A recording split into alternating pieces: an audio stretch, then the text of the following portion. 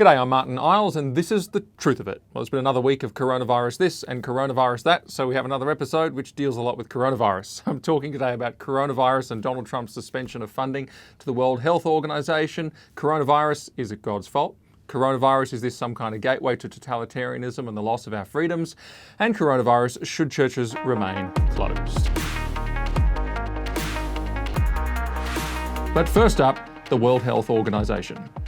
Well, breaking news is that yesterday Donald Trump is halting the USA's funding to the World Health Organization due to its mishandling of the coronavirus pandemic. And the US is actually the world's largest donor to the WHO, giving between 400 and 500 million US dollars every year, which equates to something like 2 to 2.5 billion of their 14.14 billion that they need over the course of their current 5-year cycle. And it's worth noting that this is an organization that costs the world 14.14 billion in its current 5-year plan. Trump said that the WHO willingly took China's assurances at face value, even praising China for its so-called transparency. The WHO said COVID-19 was not communicable and said there was no need for travel bans. Now, we're going to see that that is true in the WHO's mishandling of the coronavirus issue. They said it was not communicable, no need for travel bans. They also praised China despite China's cover-ups. Trump continued. The decision to keep travel open was one of the greatest tragedies and missed opportunities from the early days. The WHO's attack on travel restrictions put political correctness above life-saving measures. Now, that's not just a throwaway line either. We're going to see that actually political correctness was the motivation. The reality is that the WHO failed to adequately obtain, vet and share information in a timely fashion. Also true. So all that's correct, and I was researching for this topic before Trump actually withdrew funding. And so when I heard those statements, it sort of connected with all of the things that I've discovered, which are, namely, firstly, that the WHO has repeatedly praised the Chinese Communist Party's handling of the outbreak. They've refused to criticise the CCP, even on legitimate grounds when given the opportunity. They've repeated CCP talking points almost word for word, levelled veiled criticisms at the US on more than one occasion, or actually not so veiled in some cases, dragged their heels unbelievably on declaring a health emergency even as the virus was spreading around the world. They parroted statistics for weeks that they must have known were inaccurate, or at least strongly suspected were inaccurate. They've consistently claimed, even a month or more after it was known otherwise, that human-to-human transmission was not happening, and also called on countries for precious weeks not to enforce travel or trade bans due to the, quote, stigma it would create. So no wonder President Trump on the 8th of April said that they got it very wrong in many ways, minimised the threat very strongly, and probably did know the truth about COVID-19 long before they admitted it. Now let's step back for a moment then and analyse the timeline just to get a sense of how bad the WHO's handling of this has been. And we start with China. News outlets, including The Guardian, report that unpublished Chinese government data, which has been cited by journalists, shows that patient zero, the first known coronavirus case, was a 55-year-old from Hubei province on November the 17th, 2019. Now, if that is Chinese government data, you can be sure it's the most complimentary to China. So we can say at least November the 17th, right? Now, others have different ideas. A lot of people are saying December the 1st, but if this is true, you've got at least well back in 2019 that the first cases were emerging. But within the month, there were actually 60 confirmed cases. By the end of 2019, there were 266, and there was well over 300 on the 1st of January 2020. And that, of course, is when China notified the WHO. Doctors in Wuhan knew about the disease quite early, but they were silenced and they were disciplined for mentioning it. Dr. Ai Fen, for example, director of emergency at the Wuhan Central Hospital, diagnosed a patient with a novel coronavirus on December the 16th, 2019. She shared the test results with colleagues and sought to raise the alarm, but she was reprimanded by the hospital's disciplinary committee for doing so.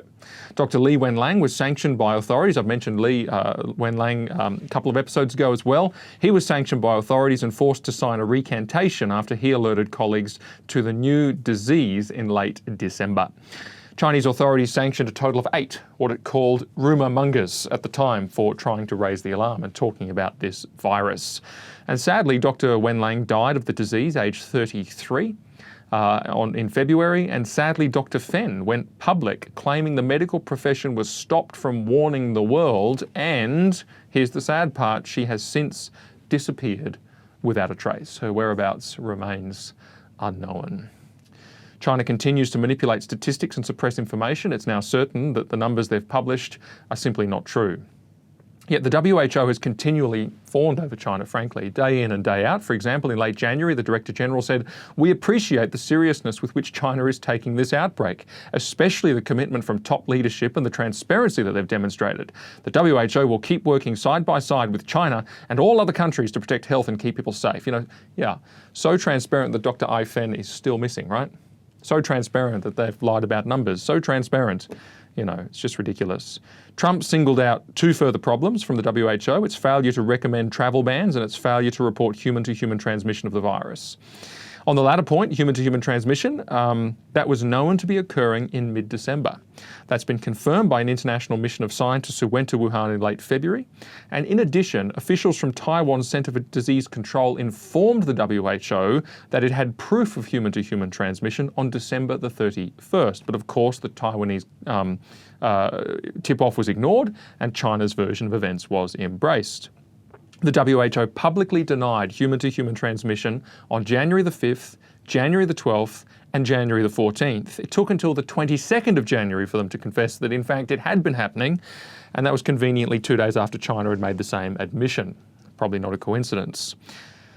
But there's also issues of caseload. China reported 44 cases on the 1st of January, despite there being 381 confirmed cases that day.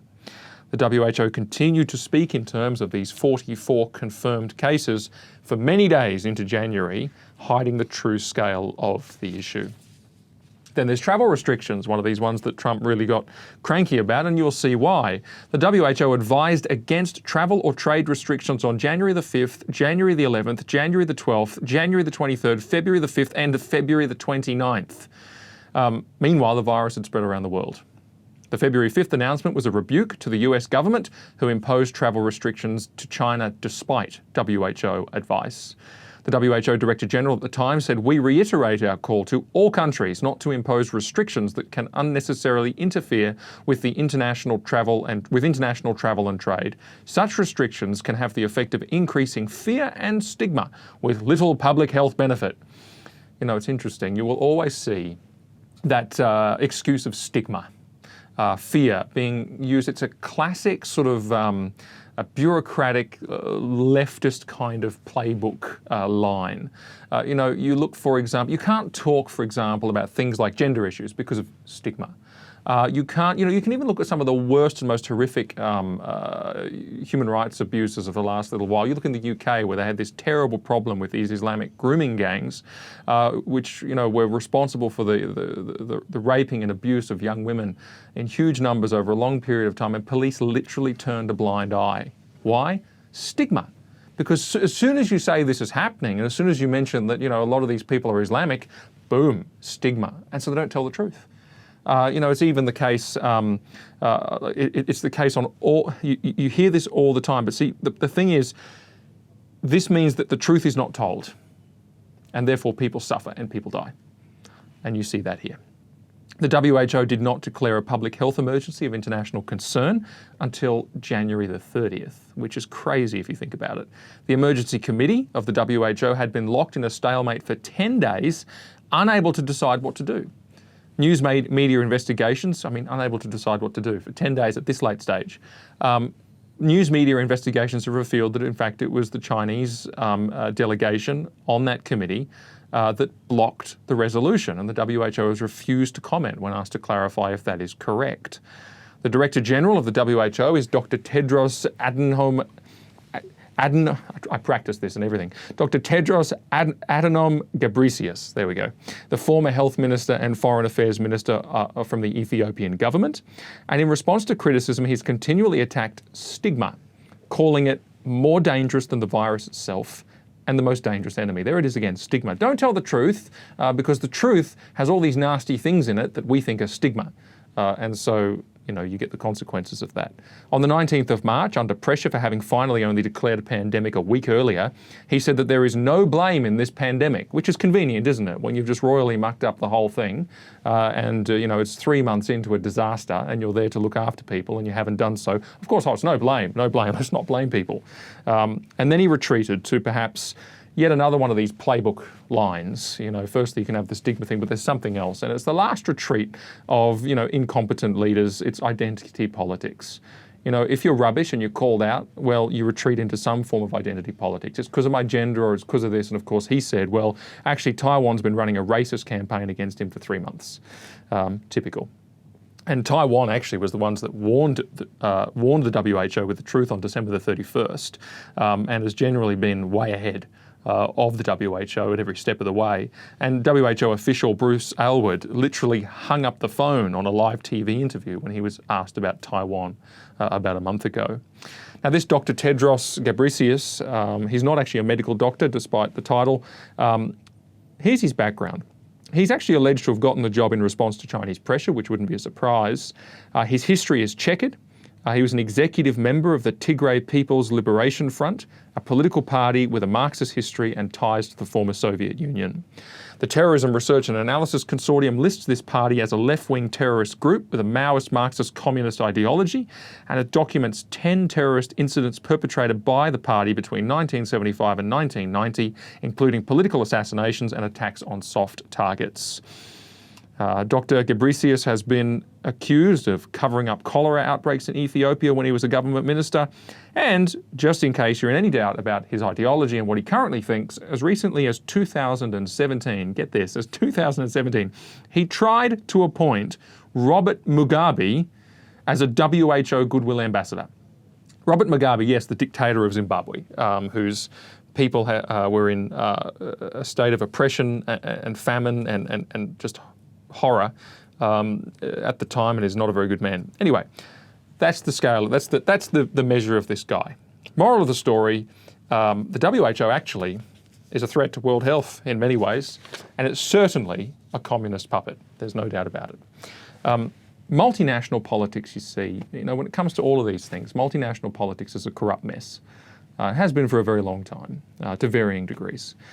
And I'm very perplexed, when I meet particularly, my peers or younger people who are idealistic, intelligent, and even Christian, and they're in law or international relations or politics or economics, studying these things and so forth, and looking with starry eyes at these bodies as if they're great bastions of virtue. And it's just a level of naivety which blows my socks off. I've met people, for example, who are studying law who want to work at the International Criminal Court. It costs $200 million US a year, employs 800 staff, and has had, however many despots and whatnot stand before it, and yet has only ever achieved in its entire lifetime 3 convictions. Or you take the United Nations, which has countries like Saudi Arabia on its Human Rights Council, and which couldn't even declare a genocide. The very thing it was set up to do. It couldn't even declare a genocide when religious minorities, including Christians, were being systematically exterminated from the Middle East by ISIS. Or the WHO, which is run by a government official from a Marxist terrorist political party, or at least it has those roots. And he lies about the very thing he's supposed to tell the truth on. A global pandemic. I mean, that's what they're there for. If you want to do good, go and volunteer at your local soup kitchen, to the groceries for your elderly neighbour, babysit your nieces and nephews. You do more good in that single act than you would in years bumbling around the bureaucratic mess that is these multinational piles of corruption. I can't help thinking, what is it that makes these things so ineffective? Why are they such a mess when they were set up with such noble aspirations? So much good was supposed to be done. And I can't help thinking it's because they're not really addressing the issue. Well, what's the issue? Well, we've just seen it. The issue's people. It's that age-old problem of the corruption of the human heart. It's individuals that are the problem. It's the people problem. That whole thing that, what's the contradiction of men and women? It is that they're so great and yet so unbelievably flawed. And there is something that just stops us ever being able to achieve good and only good, and which is a corruption that continually dogs us. And it's easy to point the finger at the world's problems as if it's all out there. It's all the isms, the sexisms and the racisms and the others and the phobias and patriarchy and globalism. It's all these disembodied problems as if they're floating around in the ether. And it's easy to do that. But see, this is the great truth that God reveals to us, and it is that the problem isn't out there. The problem is in here. actually evil isn't disembodied, it's something that resides in hearts. It's corruption that walks and talks with all of us. And the reason society has a problem is society is made up of people. This is a problem that affects all people. It affects you and it affects me. And the problem starts at home. And that's, of course, the great revelation of the gospel. It transforms the human soul. It's the solution. It's the answer the world craves. It's the solution that really goes to the true nature of the world's problems. Your sin and my sin, the sin of individuals. It's a personal solution. It's a confronting solution because we have to look at ourselves and we have to realize this thing, that we are the problem. We're part of the problem. But it's the solution, thank God, that Jesus Christ actually died for, because he died for your sin and for my sin. So the WHO, I'm not saying it's completely useless. Well, I'm not saying that the idea is completely useless, although in its present iteration it's not doing very well. But really these international organisations, helpful as they can be, they ain't solving the real problem.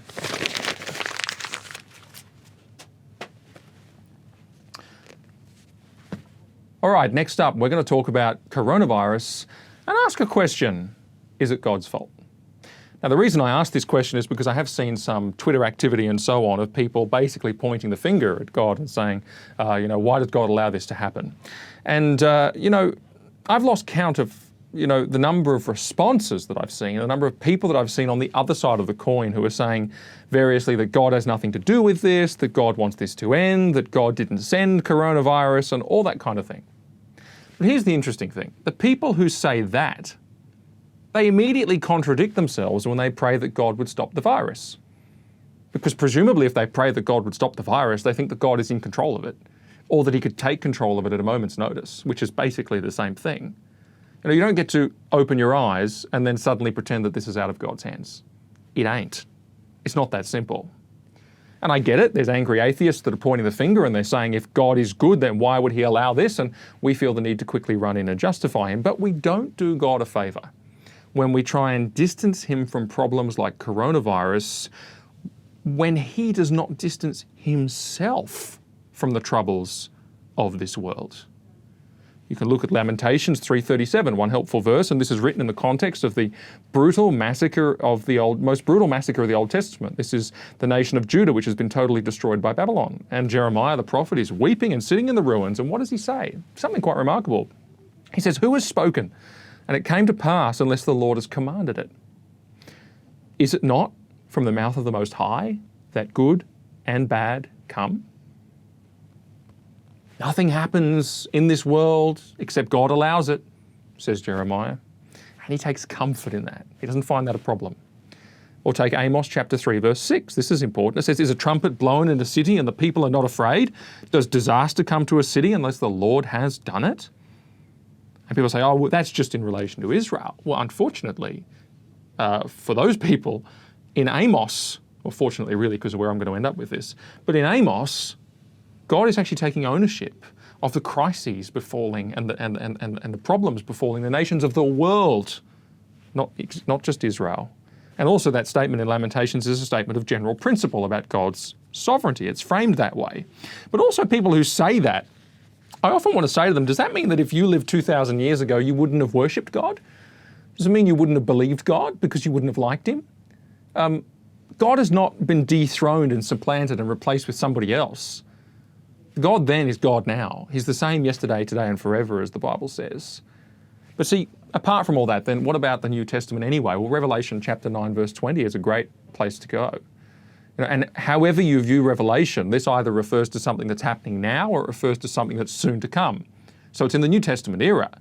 And that's the chapter 9, where all these trumpets are blown and these judgments are brought upon the earth and there's crises and all sorts. God's sending them, by the way. And then it says, the rest of mankind who were not killed by these plagues, that's very relevant, did not repent of the works of their hands, and so they're judged for it. Now, God has sent plagues on the earth quite specifically there, and the condemnation is this: people survive and they do not repent. Their attention isn't grabbed. They haven't thought on God. They haven't been awakened to God, and it seems that that was probably the whole point, and I want to come back to that in just a second. But people demand to know why God would allow such things. I want to make this point. The incredible thing is not that God allows such things to happen. The incredible point is that God actually doesn't allow things to get worse. I mean, every day, all day long, the number of acts of rebellion and the prevalence of sinfulness in this earth is mind-bending. And to God who sees all, there must be nothing more grievous and nothing more dreadful to witness. Nations turning against him. And the marvel is not that some bad things happen. The marvel is God's mercy in not ending the whole show now. And that's what Peter says in 1 Peter 3:9. The Lord is not slow to fulfill his promise, as some count slowness, but he's patient towards you, not wishing that any should perish, but that all should come to repentance. See, our perspective is skewed. In fact, we've got it backwards. The true perspective is, how are we still here? And it's because of God's mercy. And atheists point the finger at God and they raise their criticisms in times like these and they get angry. You know, there's that old joke that the atheist says there is no God and I hate him. And you see the relevance of that. But there's a further point. With atheists, I think they also hate him. I hate him because he's not like me. And they cannot stand the fact that God is not exactly who they would have him to be. I'm glad that God is not exactly like me, because if he were exactly like me or exactly what I want him to be or how I imagine him to be, he'd be no better than me. And that's not why I worship him. He would not be God, he would be a man. We don't protect God by pretending that he is distant from trouble. That's not comforting. That is not the comforting thing at all. If God were distant from trouble, that would be terrifying. If God were distant from trouble, trouble would have its own way, and there would be no control over it. There would be no purpose in it. It would be trouble for trouble's sake. Scripture guarantees that precisely because God is not distant from trouble, because he's here and he has his hand on all things, even in these days, he's bringing all things, including this, into submission to two great principles. And the first is that he's bringing all things into submission to this principle. He works all things according to the counsel of his will, Ephesians 1:11. And secondly, he works all things together for the good of those who love God and are called according to his purpose, Romans 8:28. Now, all things, that includes the infinite, multi-layered, multi-dimensional cause and effect relationships of all things going on in this universe. It includes everything, all the way down to, think of the biblical references to what these all things might be. There's the falling of sparrows, there's the rolling of dice, there's the completion of your travel plans, so it goes on. Every minutiae, great and small, all things. And because he is not distant, that's the comforting thing, that's the good thing, that's the hopeful thing, that he's not distant from these things. And we can be sure, regardless of how crazy it gets, regardless of how much we don't understand it, regardless of how much we have to go against what the atheist thinks and says, actually, I submit to God despite not knowing who he is or understanding him, we know two things. And hindsight actually shows you this through life. He works all things according to those two great principles and brings everything into submission to them. The counsel of his will, the good of those who love God and are called according to his purposes. Now, I don't know the mind of God. I don't know why he allows specific things to happen or really what he's up to at any given moment. But the constant teaching of the Bible through Old Testament and New, including Revelation 9:20, this is why I read that verse a moment ago, is that the right response of us, of people, in such moments is to turn to God. Whenever he reveals his plan for these troubles, it pretty much always involves an element of his mercy in saying to people, remember me, I'm still here. Turn to me while you still can. In your luxury and in your easy life, you've forgotten about me. And I'm here to remind you that I still exist. And people are like that. People need a wake-up call. People need to be jolted sometimes. And that actually is God's mercy to people. To say, hey, something worse is coming, and I'm long-suffering. I don't want you to fall into the something worse, because that's too late. I'm telling you now, I'm here. I'm telling you now, turn to me, faith in me. Hello? He's trying to get our attention. There is always an element of that throughout the Bible when, judgments or whatever we call them, hard times, etc., come upon a society or upon the world. Whether it's in Amos and Lamentations or Revelation or whatever, there's always an element of that. And this is the thing that, the atheist may waggle his finger because God is not like him, shock horror, but he doesn't see through his hatred that actually what God is doing is ultimately for good. He's trying to bring, even if it is merely the turning of a person to him, that is a good thing. It's the best of things. Look at what that person is saved from, because justice must be done at some point, and the universe must be wrapped up, and we're all in trouble if we don't turn to God before that day. Now, disasters, therefore, God is not distant from them, and he is bringing them into submission to two principles: his purposes and the good of all who are called according to his purposes, even if we don't see it all, but we can see those. Now, if you're interested in more on that topic, in episode 1 of season 6, I did a segment called Coronavirus and the Sovereignty of God. Go and have a look at it.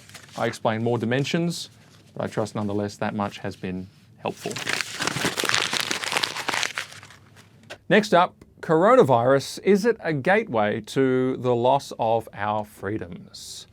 Now, I'm going to do something that some people will find a little bit controversial, and I'm going to say, no, it's not. It's not a gateway to the loss of our freedoms, and let me explain. There's a very important principle there's a very important Christian virtue, which is discernment. And discernment is to be able to see through something to its true nature, especially its moral nature, whether it's right or wrong, good or bad, but to be able to see the truth about something. And one part of that is the ability to see where something is headed. Where's its end goal? Where's it going? Because if you can see where it's going, you can see its purpose, and you get a very good sense of whether it's right or wrong, good or bad. That's a key part of discernment. One obvious example, just to put some meat on this, is, say, the issue of same-sex marriage. 5 or more years ago, there were some who were getting around and they were saying that same-sex marriage would be bad for religious freedom. Same-sex marriage would be bad for freedoms in general. Same-sex marriage would be a gateway to some other things, like, for example, the issue of gender. You'll find that if gender comes out of marriage, gender will come out of sex as well. It'll come out of education. It'll come out of all this kind of stuff. And there's a lot of people who said, what a load of rubbish. The end game here is recognizing somebody's relationship. But those who were discerning said that is not the end game. There's something more to this. There's an example of discerning the true end of an issue and how important it is. Now, I don't believe that the coronavirus restrictions that we're seeing at the moment are the same, at least in Australia, and I want to be clear about that, in Australia. And I'm going to say it for these reasons. Firstly, the end goal of these regulations is to stop the spread of coronavirus, and that's all. You might think it's misguided.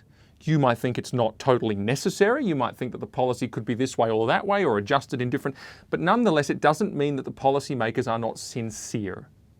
They don't genuinely look to say we want to stop coronavirus and that's why we're doing what we're doing. That's the end game. Secondly, the Prime Minister and the Chief Medical Officer are not secret totalitarians just waiting for their chance to bring Australia under oppression. They're Liberal Democrats acting in good faith. They want the economy open. They want things back to normal. Okay? From the top, there is not an ideological bent towards a bad thing at the end of this. Thirdly, those who have been most overzealous in their enforcement of the rules, and we know there have been some, for example, the police, for example, no doubt certain bureaucrats.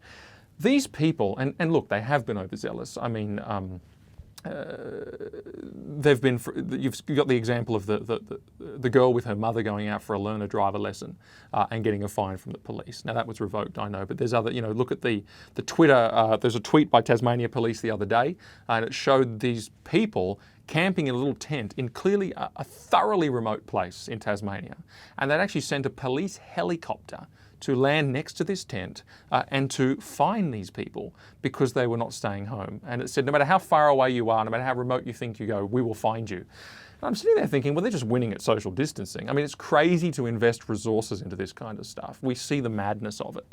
In Queensland, they fined dozens of drivers who had gone out for a drive because they're going crazy sitting at home, and they didn't get out of the car. They just went out for a drive and come back, and they got fined for it. And again, there's no risk in that. But there's a strict sense in which they're breaking the rules. But you see rules being followed for rules' sake. Rules being followed with no logic, no humanity, no regard for the actual point, which is minimising risk. And you sit there and go, oh, totalitarianism gone. Not really. It's not totalitarianism gone mad. It's simply people who are mindlessly doing what they're told, which actually is a big part of their job. And they will stop mindlessly doing those things as soon as the rules are lifted. And so you see that they will do what they're told, the people in that mid-level who are enforcing these rules and doing so overzealously. But see, again, that will pass.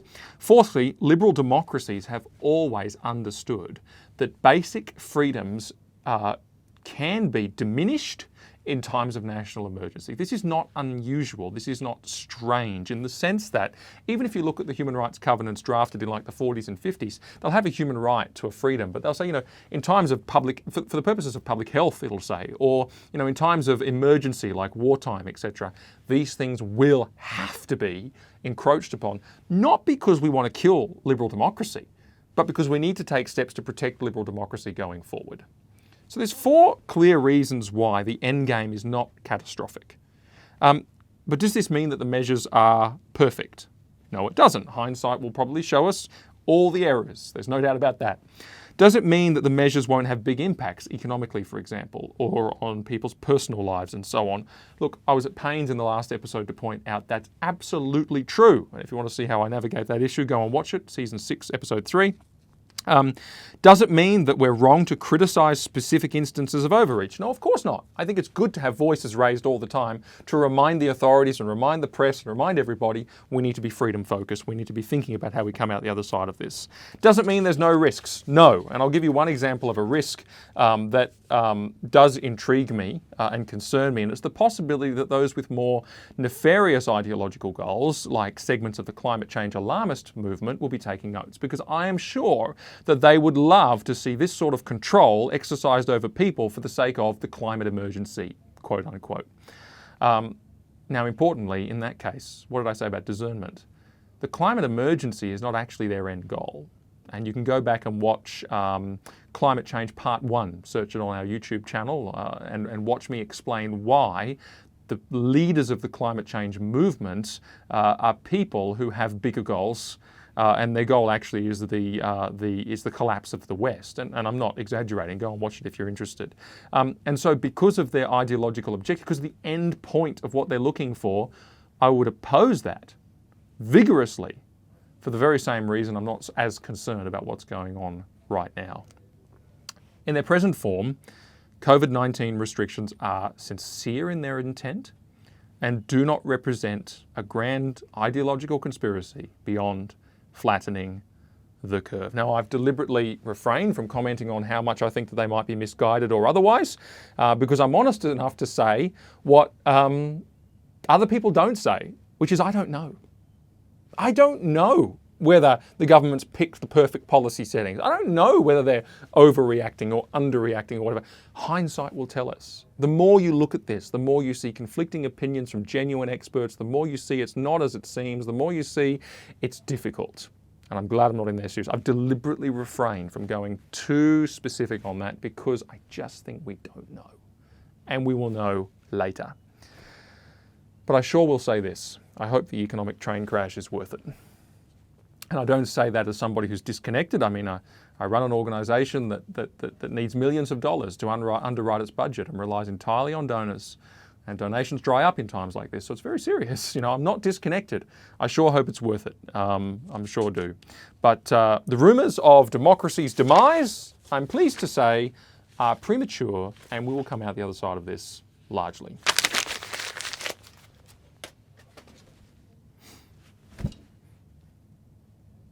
All right, finally, should churches be closed in the coronavirus pandemic? And this won't take me long. There have been some reports in the media, especially overseas, where there are reports of churches who have refused to stop in-person gatherings despite government orders. Now, I'm always scrupulous in my efforts not to divide against other Christian leaders publicly in my public statements. I don't believe I've ever done that. And the reason I do that is because I don't ever want to be having a fight amongst Christians in the public arena, in the press. And that's particularly important in the local context. But these are events from overseas. These are not Australian events. There's no risk of causing the storm that I'm trying to avoid when I don't criticise local leaders. And I'm not criticising leaders here, actually. I don't know the full facts of these circumstances, and I'm quite sure that they're defensible in different ways. But I want to just comment generally on the principle, without referring to anybody in particular, generally on the principle about whether or not churches should be closed. And the short answer is, well, yes, they probably should be. And by closed, I mean cease in-person gatherings temporarily. And my answer is yes. That's because the New Testament was written to Christians who were living under actual tyranny, and yet the direction was to honour and submit to the governing authorities as much as possible. That's Romans 13, that's 1 Peter 2, and that's Matthew 22:21. And they would have felt the weight of this. Here they are. Most of their problems are caused by the government, the state, the governing authorities. Most of their challenges are, they come in thick and fast. And you've got the apostles writing letters to them saying, honour the government, submit to them, do as they say. It would have been really hard. And I gave a talk once on this at a church, and someone put their hand up and sort of said, but what about when the government's wrong? But you're feeling what these Christians would have felt. Early Christians would have grappled with that far more than we can imagine. They were facing deeper challenges than just some COVID-19 restrictions. And two reasons lie behind this imperative to, as much as possible, honour the governing authorities. Firstly is the church's public testimony. Peter goes to great pains to stress the importance of Christians giving no occasion for legitimate finger-pointing or accusation. The church's public witness is at stake, and as much as possible, we should never be guilty as lawbreakers or seen as such in civil society. It creates an unnecessary stumbling block. It's very important. Now I think that churches in Australia have actually brought a lot of goodwill by simply doing what they've been asked to do. Because of course, we haven't ceased services or anything crazy. We've just had to modify, and we've done so. And I haven't been aware of any reports of local churches in the newspapers or the media who have been doing the wrong thing. Secondly, God's design for the state is another reason behind this instruction to honour the state, and that is that governing authority is instituted by God. He means it to exist in a fallen world despite its imperfections. And so even with its imperfections, we are commanded to honour it as much as possible, even when it gets it wrong and is misguided. Now, a third reason, now when I say misguided, I don't mean that they're telling us to do something which by doing we would be in direct contravention of a command of God. That's different, but just misguided, not evil. But a third reason also applies in the present circumstances, which is that given that this risk is not fanciful, where there have been outbreaks, it's been because of gatherings, and those gatherings have then got a life of their own, and have, in some cases done an awful lot of damage. It's not a fanciful risk. And so I think there's a love of neighbour imperative actually just to do the right thing here. And for the sake of society and the community at large, to do the right thing. Of course, there's a limit. I'm not just saying bow to the state all the time and I don't think the apostles were saying that either. What the limit would be if we could not be obedient to these temporary measures without, directly contravening a command of God. And it is true, Christians cannot give up meeting in churches altogether. They can't do that. That's not what we've been asked to do. In Hebrews 10:25, it says we're not to forsake, we're not to neglect gathering together. And so if we're asked to forsake it, give it up, then that would be a problem. If we were negligent in our attitude to this, that would also be a problem. We can't be either of those things. So if the government were to say stop altogether, we'd have an issue probably. Or if the edict was to become arbitrary somehow, and I don't know why it would, especially given my last topic, I don't know why it would, but if it did, then that might be a case of obeying God over Caesar, because you cannot be obedient to Caesar and honour God at all. And that's the reference for that is Acts 5:29. But as it stands, these are temporary restrictions. They have a very clear purpose, and there is an option, which is through technology, we are enabled to ameliorate what is a short-term issue. And so therefore, I would say, yeah, we should do the right thing. I think actually it's pretty clear. It's pretty clear. But this all leads me to my final point, because I just made that Little comment about Hebrews 10:25, just to show that it really is important that Christians do meet together, and we do so whenever possible. And at the moment it's on technology, but that's not ideal. And so I say that because when all this is over, definitely go back to physical church. That is extremely important. And that indeed is a good thing.